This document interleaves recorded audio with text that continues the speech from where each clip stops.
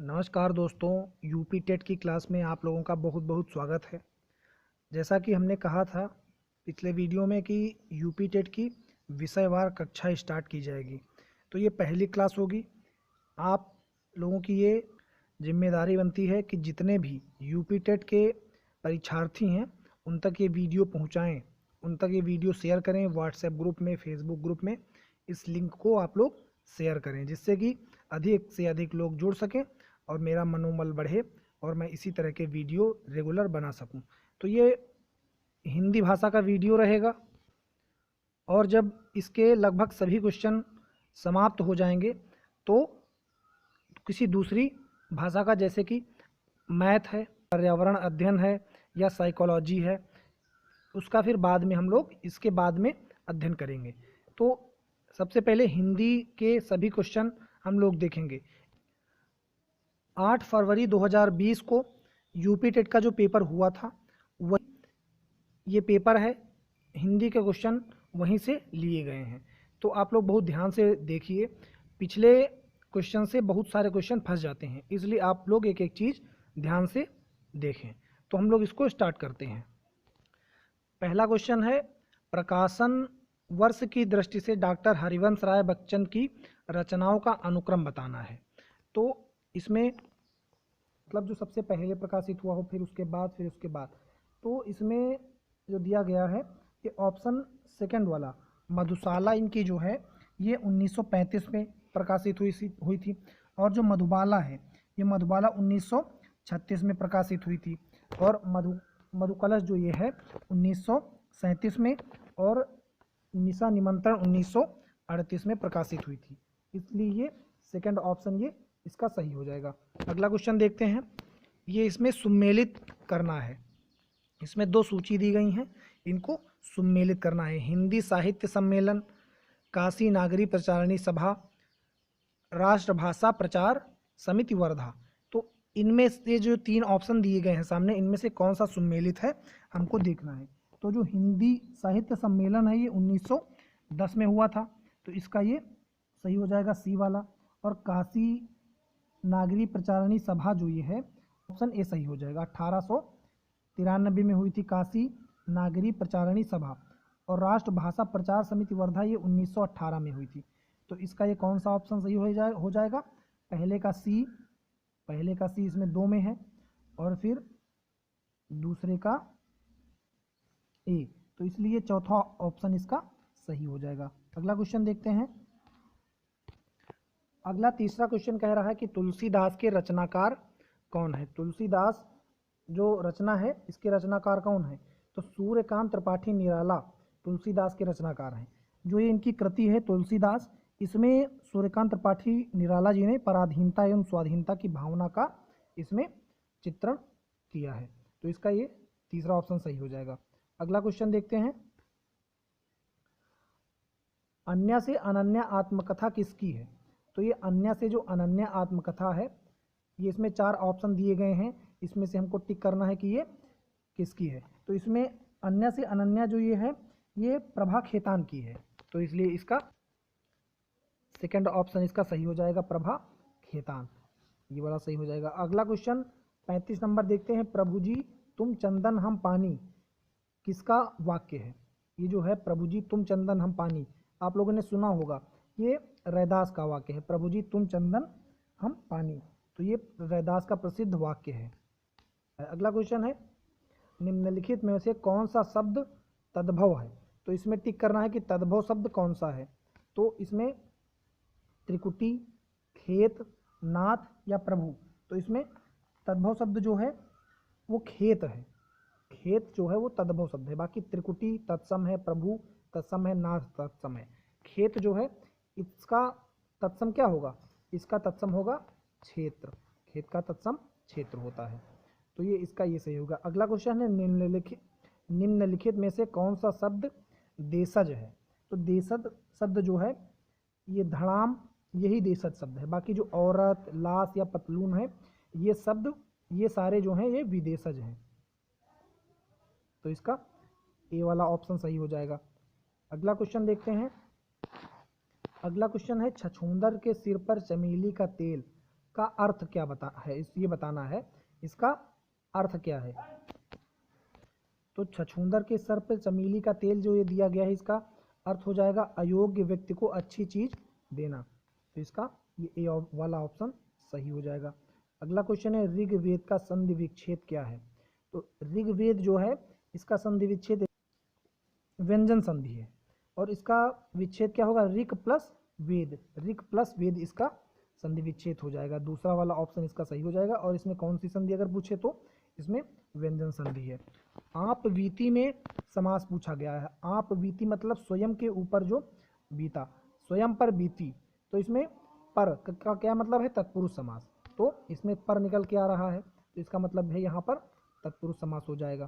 तो इसका चौथा ऑप्शन सही हो जाएगा। अगला क्वेश्चन कह रहा है कि घोंसले में चिड़िया है में कौन सा कारक है। तो घोंसले में चिड़िया में कौन सा निकल के आता है, में पर अधिकरण कारक है ना। तो यहाँ पर ये हो गया चौथा ऑप्शन, अधिकरण कारक सही हो जाएगा आप लोगों का। अगला क्वेश्चन कौन सा है देखते हैं। इसमें ये गद्यांश दिया गया है। 42 और 43 नंबर के प्रश्न जो हैं इसी को पढ़ करके देने होते हैं। तो इसको हम पहले पढ़ते हैं। गांधीवाद में राजनीतिक और आध्यात्मिक तत्वों का समन्वय मिलता है। तो इसमें ऐसे क्वेश्चन पूछ सकता है कि गांधीवाद में किसका समन्वय मिलता है। तो इसको हर एक चीज़ इसमें ध्यान रखनी होती है। गांधीवाद में राजनीतिक और आध्यात्मिक तत्वों का समन्वय मिलता है, यही इस वाद की विशेषता है। आज संसार में जितने भी वाद प्रचलित हैं वह प्रायः राजनीतिक क्षेत्र में सीमित हो चुके हैं। आत्मा से उनका संबंध विच्छेद होकर केवल बाह्य संसार तक उनका प्रसार रह गया है। मन की निर्मलता और ईश्वर निष्ठा से आत्मा को शुद्ध करना गांधीवाद की प्रथम आवश्यकता है। तो इसमें ऐसे भी क्वेश्चन पूछ सकता है कि आत्मा को शुद्ध करना किसकी प्रथम आवश्यकता है। तो इसमें ये गांधीवाद इसमें दे करके देना होता है। ऐसा करने से निस्वार्थ बुद्धि का विकास होता है और मनुष्य सच्चे अर्थों में जन सेवा के लिए तत्पर हो जाता है। गांधीवाद में सांप्रदायिकता के लिए कोई स्थान नहीं है। इसी समस्या को हल करने के लिए गांधी जी ने अपने जीवन को बलिदान कर दिया था। तो अब इसमें पहला क्वेश्चन देखते हैं। उपर्युक्त पद्यांश के आधार पर बताइए कि संसार के सारे वाद सीमित हैं। तो इसमें पहला क्वेश्चन आ गया कि सारे वाद किसमें सीमित हैं। तो इसमें हमको देख के उत्तर देना है। तो इसमें राजनीति और आध्यात्मिक समन्वय मिलता है, और संसार के जितने विवाद हैं राजनीति क्षेत्र में सीमित हो चुके हैं। यहाँ पे आप देखिए लिखा है राजनीति क्षेत्र में सीमित हो चुके हैं। तो इसका पहला वाला ऑप्शन सही हो जाएगा। अगला क्वेश्चन देखते हैं। लिखा हुआ है कि उपर्युक्त गद्यांश में गांधीवाद का आधार किसे बताया गया है।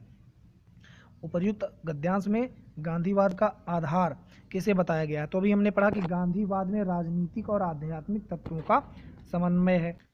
तो इसका जो है सही हो जाएगा राजनीतिक और आध्यात्मिकवाद। इसका ये पहला ऑप्शन, इसका भी सही हो जाएगा। अब अगला क्वेश्चन देखते हैं। कनुप्रिया के रचनाकार इसमें बताना है। कनुप्रिया जो कृति है इसके रचनाकार कौन है। तो कनुप्रिया के रचनाकार है धर्मवीर भारती। धर्मवीर भारती जो छायावादोत्तर युग के रचनाकार हैं। इनकी अन्य कृतियां अंधा युग और ठंडा लोहा इनकी प्रसिद्ध कृतियां हैं। अगला क्वेश्चन है प्लुत स्वर कौन सा है। प्लुत स्वर जो होते हैं इनको सबसे ज़्यादा ध्वनि देने की मतलब कि सबसे खींच करके बोला जाता है, सबसे ज़्यादा समय लेते हैं बोलने में प्लुत स्वर जो होते हैं। तो इसमें कौन सा है। इसमें जो ये ओम है, ओम इस तरह से खींच करके ये बोले जाते हैं, तो ये प्लुत स्वर है। अगला क्वेश्चन कह रहा है कि प्रयोजन का समानार्थी शब्द कौन सा है। तो कौन सा नहीं है। इसमें इन जो इस तरह के क्वेश्चन होते हैं इनमें नहीं का विशेष ध्यान रखना होता है, नहीं फिर ये क्या होता है कि गलत हो जाते हैं। तो इसमें प्रयोजन का समानार्थी शब्द जो है ये नियोजन नहीं है, इसलिए इसका ये सही हो जाएगा नियोजन इसमें। अगला क्वेश्चन देखते हैं। ऋजु का विलोम शब्द है। इसमें ऋजु का विलोम शब्द बताना है। तो ऋजु का विलोम शब्द कौन सा हो जाएगा, वक्र। ऋजु का विलोम शब्द वक्र हो जाएगा। इसका वक्र हो जाएगा। ऋजु मतलब होता है सरल सीधा और वक्र मतलब होता है टेढ़ा मेढ़ा। अगला क्वेश्चन निम्नलिखित में से किस विकल्प में विशेषण का निर्देश अशुद्ध है, इसमें विशेषण का निर्देश अशुद्ध दिया गया है, तो इसे हम लोगों को बताना है। ढाई अपूर्ण दूसरा क्रमवाचक, वह नौकर कोई विशेषण नहीं है, वह नौकर में जो है कोई विशेषण नहीं है। इसमें वह नौकर में सार्वनामिक विशेषण एक प्रकार से है, लेकिन अगर इसमें विशेषण पूछा है तो इसमें कोई सा विशेषण नहीं होगा, इसलिए इसका तीसरा ऑप्शन सही हो जाएगा।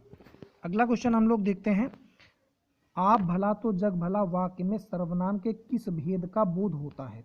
तो आप भला तो जग भला, आप मतलब कि इसमें स्वयं के लिए बात कही गई है, तो इसमें क्या हो जाएगा, निजवाचक सर्वनाम इसमें हो जाएगा। तो इसमें ये हो जाएगा निजवाचक सर्वनाम सही हो जाएगा। निजवाचक सर्वनाम का क्या मतलब होता है कि जो स्वयं के लिए बात कही गई हो, स्वयं खुद या अपने आप के लिए जो बातें कही जाती हैं उसमें निजवाचक सर्वनाम होता है। तो इसका पहला ऑप्शन सही हो जाएगा। निम्नलिखित में से कौन सा शब्द पुल्लिंग है। पुल्लिंग इसमें बताना है कि कौन सा शब्द है। तो इसमें ये जो क्वेश्चन था 2020 में, जो ये क्वेश्चन आया था, ये क्वेश्चन एक प्रकार से गलत है। गलत क्यों है, क्योंकि इसमें जो ये सारे ऑप्शन दिए गए हैं ये सभी स्त्रीलिंग के उदाहरण दिए गए हैं। ये सारे ऑप्शन जो हैं आप अगर देखेंगे तो सभी स्त्रीलिंग के उदाहरण है, कढ़ी, सरसों, चील, संतान, लेकिन आयोग ने इसमें संतान को सही उत्तर माना है, तो इसलिए हम लोग इसको सही उत्तर संतान को ही मानेंगे। अगला क्वेश्चन देखेंगे, ये 51 और 52 क्वेश्चन के आंसर देने हैं, ये पद्यांश है, इसको पढ़ करके 51 और 52 प्रश्नों के उत्तर इसमें देने हैं। वरदंत की पंगति कुंदकली अधराधर पल्लव लोचन की, चपला चमकै पर बीच जगह छवि मोतिन माल अमोचन की, घुंघरारी लटय लटकै मुख ऊपर कुंडल लाल कपोलन की, निवछावर प्राण करे तुलसी बल जाऊं ललाइन बोलन की। इसमें कौन सा रस पूछा है। तो इसमें तुलसीदास जी ने वात्सल्य रस, इसमें वात्सल्य की जो ये पंक्तियां हैं इसमें वात्सल्य रस है, तो इसमें ये दूसरा ऑप्शन सही हो जाएगा। उपर्युक्त पद्य किस कवि का है। तो इसमें तो ये बताने की बात ही नहीं है, ये किसका है, तुलसीदास जी का है, तो इसका ये सही हो जाएगा, तीसरा ऑप्शन तुलसीदास जी का है। अगला क्वेश्चन, उच्चारण स्थान की दृष्टि से कौन सा विकल्प शुद्ध है। तो इसमें उच्चारण स्थान की दृष्टि से बताना है कि कौन सा विकल्प इसमें शुद्ध है। तो इसमें जो सा ये मूर्धन्य है या सा दंत है, ये वाला चा जो है कंठ है, तो इसमें कौन सा सही है। तो इसमें जो ये वाला सा है, ये सा जो है ये दंत सा होता है, और ये वाला जो सा होता है ये तालव्य सा होता है। सा, ये चा और जो सा है ये तालव्य होते हैं, और ये जो सा है ये मूर्धन्य सा होता है। मूर्धन्य जब जबान को मोड़ करके बोला जाता है उसको मूर्धन्य कहते हैं। तो इसका कौन सा ऑप्शन सही हो जाएगा, इसका ये दूसरा वाला सही हो जाएगा।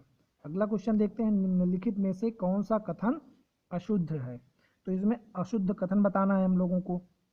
इसमें दो महाप्राण व्यंजनों का उच्चारण स्थान एक हो सकता है, बस यही वाला जो है ये एक अशुद्ध है। अशुद्ध क्यों है, क्योंकि दो महाप्राण व्यंजनों का उच्चारण एक साथ हो ही नहीं सकता है। क्यों नहीं हो सकता है, क्योंकि जो महाप्राण होते हैं वे वर्गों के दूसरे और चौथे वर्ण होते हैं, तो अगर दूसरे और चौथे वर्ण होंगे तो उनका उच्चारण स्थान एक साथ नहीं हो सकता है। बाकी जो दिया गया है हिंदी में ज्ञा का उच्चारण परंपरा से भिन्न हो गया है। छा संयुक्त व्यंजन है, हाँ है। विसर्ग कंठ वर्ग है, ये भी सही है। तो अगला क्वेश्चन है, मेरे लड़के ने मेरी आज्ञा का पालन नहीं किया। वाक्य में लड़के के विषय में कौन सा विकल्प शुद्ध है। तो इसमें बताना है कौन सा विकल्प जो है इसमें अशुद्ध है। तो इसका हम लोग देखते हैं, लड़का जो क्या है ये पुल्लिंग है, स्त्रीलिंग तो है नहीं, कर्ता भी है लड़का और एक वचन भी है, तो इसमें लड़का बहुवचन, लड़के की बात तो की गई है लेकिन ये बहुवचन नहीं है, लड़के जो है बहुवचन नहीं। मेरे लड़के ने मेरी आज्ञा का पालन किया, एक ही लड़के की बात कही गई, तो इसमें ये तीसरा ऑप्शन इसका गलत हो जाएगा। अगला है, राम आम खाता है में वाच्य का कौन सा रूप है। अब वाच्य जो होते हैं ये कई प्रकार के होते हैं, कृतवाच्य और कर्मवाच्य और भाववाच्य, ठीक है। तीन प्रकार के वाच्य की बात यूपी टेट में की जाती है। तो इसमें बताना है कि कौन सा वाच्य इसमें सही है। तो राम आम खाता है, अब हम इसमें कर्ता के स्थान पर स्त्रीलिंग को रखेंगे। अगर भाव बदल जाता है तो इसमें मतलब कर्ता का जो है क्या कहते हैं, इसमें राम का एक अहम स्थान है। राम क्या है, कर्ता है। तो अगर रखें सीता आम खाता है तो खाता नहीं बनेगा, सीता आम खाती है। तो इसमें कर्ता की प्रधानता है, तो इसलिए इसमें क्या हो जाएगा, कृतवाच्य हो जाएगा, है ना। तो इसमें ये कृतवाच्य हो गया। अब अगला देखते हैं, निम्नलिखित में कौन सा शब्द शुद्ध है। तो इसमें ये जो पहला ऑप्शन है अंगना, ये शुद्ध शब्द है, बाकी सारे अशुद्ध हैं। चांद में इस तरह से चंद बिंदी होती है। ये जो अंक है, इसमें अंक ऐसे लिखा जाता है, और आँख में भी चंद बिंदी होती है। अगला क्वेश्चन है, निम्न में से किस शब्द की वर्तनी सही है। तो इसमें ये जो सन्निधि है इसकी वर्तनी सही है, बाकी सारे इसमें गलत हैं। अगला है, उपचारात्मक शिक्षण की सफलता किस बात पर निर्भर करती है। तो जो उपचारात्मक शिक्षण होती है इसकी सफलता उपचारात्मक शिक्षण सामग्री पर निर्भर करती है, तो इसलिए इसका चौथा ऑप्शन सही हो जाएगा। उपचारात्मक शिक्षण जो होता है वो किसी भी समस्या के पहचान पर उपचारात्मक शिक्षण की सफलता पर ही निर्भर करता है। तो ये हिंदी का पहला भाग था। हिंदी का अगला भाग देखने के लिए हमारे चैनल से जुड़े रहें। इसी तरह से रेगुलर आपको वीडियो मिलते रहेंगे। रोज़ सुबह 9 बजे आपको वीडियो इसी YouTube चैनल पर मिल जाया करेंगे। बहुत बहुत धन्यवाद।